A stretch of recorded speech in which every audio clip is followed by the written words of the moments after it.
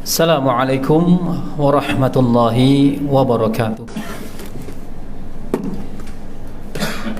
Innal hamdalillah nahmaduhu wa nasta'inuhu wa nastaghfiruh wa na'udzu billahi min syururi anfusina wa min sayyiati a'malina.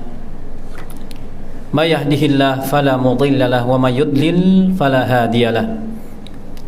Asyhadu an la ilaha illallah wahdahu la syarika lah wa asyhadu anna Muhammadan abduhu wa rasuluh.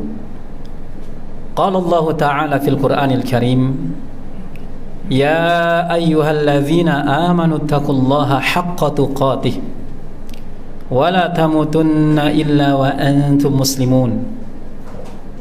يا أيها الناس اتقوا ربكم الذي خلقكم من نفس واحدة وخلق منها زوجها وبث منهما رجالا كثيرا ونساء واتقوا الله الذي تساءلون به والأرحام إن الله كان عليكم رقيبا.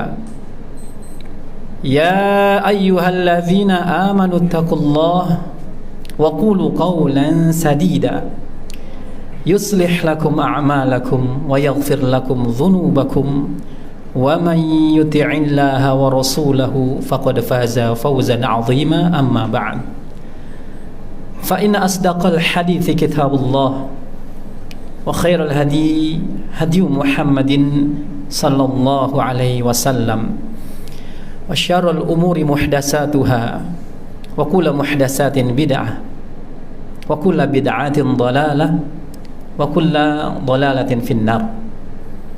Jamaah kaum muslimin sidang Jumat rahimakumullah. Alhamdulillah, kita bersyukur kepada Allah Subhanahu wa taala atas segala nikmat dan karunia yang Allah berikan kepada kita semua, baik berupa nikmat iman, nikmat Islam, nikmat sehat wal afiat. Yang dengan semua nikmat tersebut, pada siang hari ini di hari Jumat Sayyidul Ayyam, kita dapat bersama-sama berkumpul di rumah dari rumah-rumah Allah untuk melaksanakan salah satu kewajiban kita selaku kaum muslimin, menunaikan salat Jumat berjamaah. Semoga salawat dan salam tercurah kepada Nabi besar Nabi Muhammad sallallahu alaihi wasallam, kepada keluarganya, kepada para sahabatnya, dan kepada umatnya hingga akhir zaman kelak. Tak lupa juga khatib wasiatkan kepada diri khatib pribadi maupun kepada jamaah sekalian agar senantiasa meningkatkan kualitas keimanan dan ketakwaan kita kepada Allah Subhanahu wa taala. Karena takwa adalah sebaik-baik bekal menuju kampung akhirat kelak. Sebagaimana Allah Subhanahu wa taala berfirman, "Wa tazawwadu fa inna khairaz zadi taqwa." Berbekalah, sungguh sebaik-baik bekal adalah ketakwaan kepada Allah Jalla Jalaluhu. Jamaah kaum muslimin sidang Jumat rahimakumullah.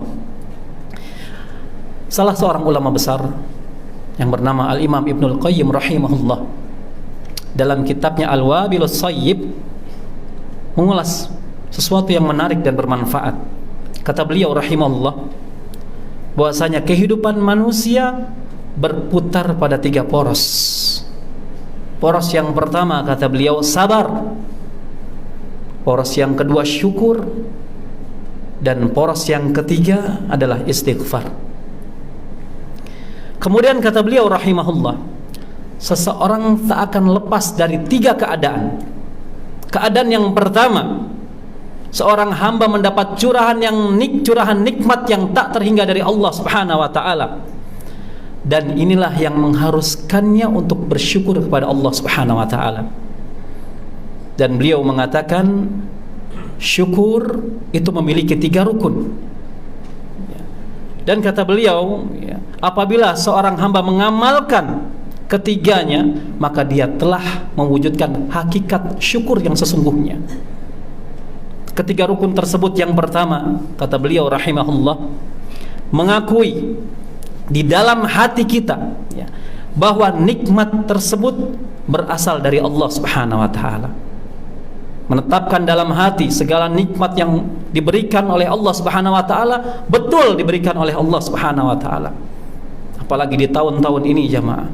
2 tahun ini, sebelum 2 tahun ini, sebelum wabah pandemi Covid-19, dunia usaha retail dan sebagainya, meraup hasil keuntungan yang berlipat ganda. Tapi ketika datang wabah pandemi COVID-19 2 tahun belakangan ini, bahkan beberapa dunia usaha gulung tikar. Kita yang masih Allah kasih kesempatan, sedikit banyak kita syukuri jemaah. Dalam hati kita tetapkan bahwasanya alhamdulillah, saya bersyukur masih bisa usaha, masih bisa mencari nafkah. Tetangga saya di PHK, tidak mendapatkan pekerjaan, maka kita tetapkan dalam hati bahwasanya nikmat yang diberikan hanya dari Allah Subhanahu wa taala. Ini rukun yang pertama. Rukun yang kedua, kata Ibnul Qayyim rahimahullah, mengucapkannya dengan lisan. Setelah menetapkan dalam hati bahwasanya nikmat tersebut datang hanya dari Allah Subhanahu wa taala, kita ucapkan dengan lisan. Alhamdulillah walillahil hamd. Segala puji bagi Allah, dan bagi Allah lah segala pujian. Kemudian rukun yang ketiga, kata Ibnul Qayyim rahimahullah, menggunakan kenikmatan tersebut untuk menggapai ridha Allah Subhanahu wa taala. Kita diberikan nikmat harta, nikmat keluarga, dan yang lebih besar nikmat iman, nikmat Islam, nikmat hidayah, nikmat sunnah. Kita gunakan untuk mendatangkan hal-hal yang diridai oleh Allah Subhanahu wa taala. Dan ingat, Allah Subhanahu wa taala berfirman, la in syakartum la azidanakum wa la in kafartum inna adzabi lasyadid. Jikalau kau bersyukur atas nikmatku, niscaya aku tambah nikmatku kepadamu. Bersyukur jemaah, sedikit banyak bersyukur, niscaya Allah tambah nikmatnya. Tapi kalau kau kufur, kata Allah, ingat, azabku sangat pedih. Ini keadaan yang pertama. Kemudian jamaah kaum muslimin sidang Jumat rahimakumullah, keadaan yang kedua, kata beliau rahimahullah, atau boleh jadi seorang hamba, ya, boleh jadi seorang hamba dia mendapatkan musibah atau ujian dari Allah Subhanahu wa taala, maka hendaknya dia bersabar. Terkadang dia mendapatkan nikmat dari Allah Subhanahu wa taala, terkadang seorang hamba mendapatkan ujian dari Allah Subhanahu wa taala. Belakangan ini kita banyak dapat ujian dari Allah Subhanahu wa taala. Kemudian Ibnul Qayyim rahimahullah mengatakan bahwa definisi sabar itu meliputi 3 hal. Yang pertama, menahan hati kita dari perasaan amarah, perasaan kesal, perasaan dongkol terhadap ketentuan Allah Subhanahu wa taala. Sebagian diuji atas sebagian yang lainnya. Di tahun-tahun ini sebagian manusia diuji dengan wabah pandemi COVID-19. Apakah kita bisa sabar? Definisi yang pertama, kata Ibnul Qayyim, sabar itu menahan hati dari perasaan amarah, kesal. Kenapa saya yang kena COVID, kok tetangga saya yang tidak? Padahal saya selalu pakai masker. Padahal saya sudah vaksin 2 kali. Tetangga saya belum, kenapa saya yang kena? Akhirnya marah-marah kepada putusan Allah Subhanahu wa taala. Orang ini tidak sabar. Dan definisi sabar yang kedua, kata Ibnul Qayyim rahimahullah, menahan lisan kita dari berkeluh kesah dan menggerutu atas takdir dari Allah Subhanahu wa taala. Selalu menyalahkan Allah, selalu suudzon dengan Allah Subhanahu wa taala. Baru dikasih musibah sudah suudzon. Padahal kata Nabi SAW, sesungguhnya persangkaan Allah mengikuti persangkaan hambanya. Persangkaan Allah mengikuti persangkaan hambanya. Kemudian definisi sabar yang ketiga, kata Ibnul Qayyim rahimahullah, menahan diri apabila kita ditimpa musibah dari bermaksiat kepada Allah Subhanahu wa taala. Sebagian orang banyak kematian sekarang ya. Sekarang kita mungkin merasakan teman-teman kita, dari orang-orang yang kita cintai, karib kerabat kita, bahkan orang tua kita, saudara kandung kita meninggal. Di saat-saat ini banyak dari mereka tidak sabar menghadapi musibah kematian ini. Sebagian dari mereka bermaksiat kepada Allah dengan menampar-nampar wajah, meratap, merobek-robek baju, tidak terima terhadap keputusan dari Allah Subhanahu wa taala. Dan jamaah kaum muslimin rahimahullah, perlu kita fahami bahwasanya Allah menguji hambanya bukan untuk membinasakan hambanya tersebut jamaah. Dan seorang mukmin itu, orang yang beriman, keadaannya tidak lepas dari dua hal, kata Nabi SAW. Dalam hadis riwayat Imam Muslim, Nabi SAW bersabda, ajaban li amril mu'min, sungguh menakjubkan keadaan seorang yang beriman. Inna amrahu kulluhu khairun, ya, sesungguhnya setiap perkaranya baik. Itu perkara orang yang beriman. Kalau kita mengaku orang beriman, semua perkaranya baik, jemaah. Walaitsa dzaka li ahadin illa lil mu'min, ini tidaklah didapati kecuali di dalam orang-orang yang beriman. Kemudian kata Nabi SAW, ya, in asabathu sarra syakara, ya, jika ia mendapatkan nikmat, mendapatkan kesenangan, maka dia bersyukur. Fakana khairan lahu, maka itu baik baginya, kata Nabi SAW. Kemudian wa in asabathu dharra fakana khairan lahu. Fa in asabathu dharra sabar. Ya. Apabila dia ditimpa musibah, ditimpa bencana, diuji oleh Allah, sabar, dia bersabar, maka itu baik baginya. Ini keadaan orang yang beriman, tidak lepas dari dua hal. Kalau dapat nikmat dari Allah, dia bersyukur, alhamdulillah. Tapi kalau diuji sama Allah, ditimpa musibah, dia bersabar. Aqulu qawli hadza wa astaghfirullah li wa lakum wa lisairil muslimin innahu huwal ghafurur rahim.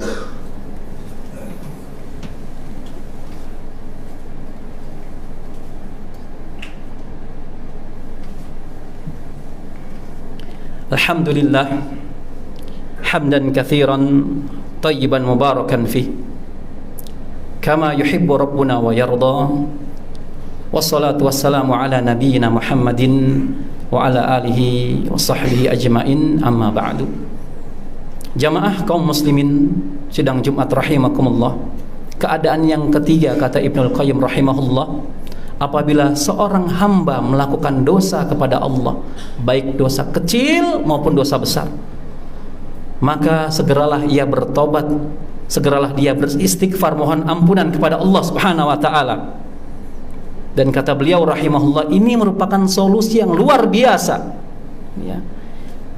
Kemudian kata Ibnul Qayyim, bila dia hamba yang bertakwa, kemudian dia terjerumus kepada suatu dosa, maka dosa tersebut akan terbayang-bayang di benaknya, di depan matanya. Sampai-sampai Ibnul Qayyim menukil ucapan salah seorang ulama yang bernama Syekhul Islam Abu Ismail Al-Harawi, yang mengatakan bahwasanya konon para ulama salaf mengatakan seseorang mungkin melakukan suatu dosa, entah dosa kecil ataupun dosa besar, yang karena dosanya menyebabkan ia masuk jannah, yang karena dosanya menyebabkan ia masuk ke dalam surga Allah. Kemudian, ya, seseorang mungkin melakukan ketaatan, amal soleh kepada Allah Subhanahu wa taala, yang karena amal soleh tersebut bisa menjerumuskannya ke dalam neraka Allah Subhanahu wa taala. Mengapa demikian? Ibnul Qayyim rahimahullah menjelaskan, bila Allah menghendaki kebaikan atas diri seorang hamba, Allah akan menjerumuskannya ke dalam suatu dosa. Sebelumnya padahal ia orang yang soleh, yang gemar melakukan ketaatan kepada Allah. Kemudian dosa tersebut selalu terbayang di pelupuk matanya. Dia nggak bisa tidur karena dosa-dosanya. Dia takut akan dosa-dosanya, tidak diampuni oleh Allah Subhanahu wa taala. Dosa tersebut mengusik jiwanya sehingga ia takluk di hadapan Allah Subhanahu wa taala. Sehingga dengan demikian ia bertobat kepada Allah Subhanahu wa taala, dan dengan taubatnya Allah masukkan dia ke dalam surganya. Kemudian sebaliknya, orang yang melakukan suatu amal soleh, suatu ketaatan, ia berbangga diri dengan ketaatannya, dia takjub dengan amal solehnya. Kemudian kata para ulama, kekaguman ini membatalkannya, dan Allah akan memasukkannya ke dalam neraka Allah. Na'udzubillah min dzalik.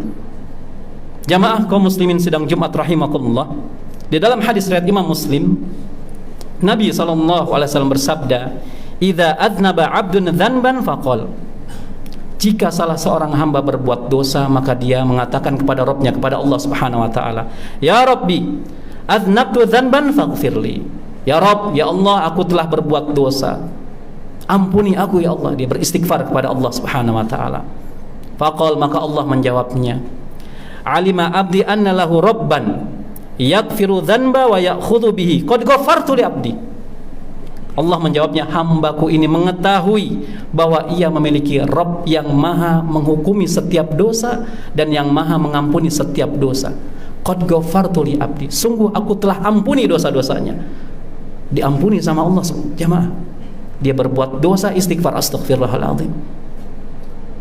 Kemudian kata Nabi SAW, ya, thumma adznaba dzanban akhar, kemudian aku berbuat dosa yang lain.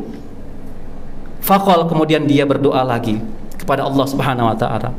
Ya Rabbi adznabtu dzanban akhar, ya Allah aku melakukan dosa yang lainnya. Faghfirli, ampuni dosa-dosaku. Dia beristighfar kembali. Kemudian Allah mengatakan, alima abdi anna lahu rabban yaghfiru dzanban wa ya'khudhu bihi qad ghafartu li abdi. Hambaku ini tahu dia memiliki Rabb yang maha menghukumi setiap dosa dan yang maha mengampuni setiap dosa. Sungguh aku telah ampuni dosa-dosanya. Dosa yang pertama, setelah berbuat dosa hamba ini istighfar, Allah ampuni. Setelah Allah ampuni, buat dosa lagi, jemaah.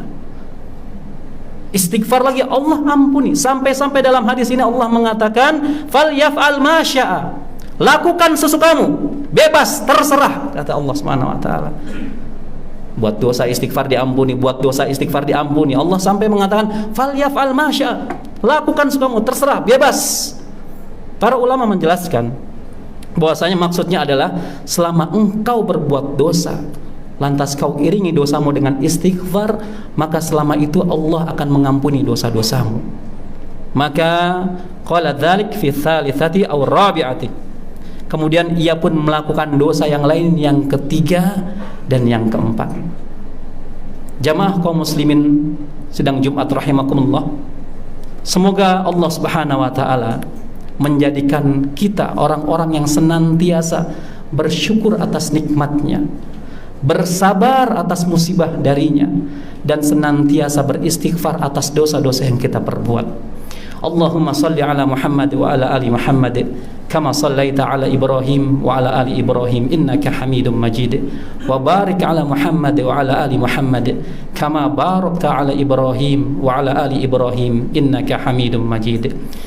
Allahumma ighfir lil muslimina wal muslimat wal mu'minina wal mu'minat al ahya'i minhum wal amwat.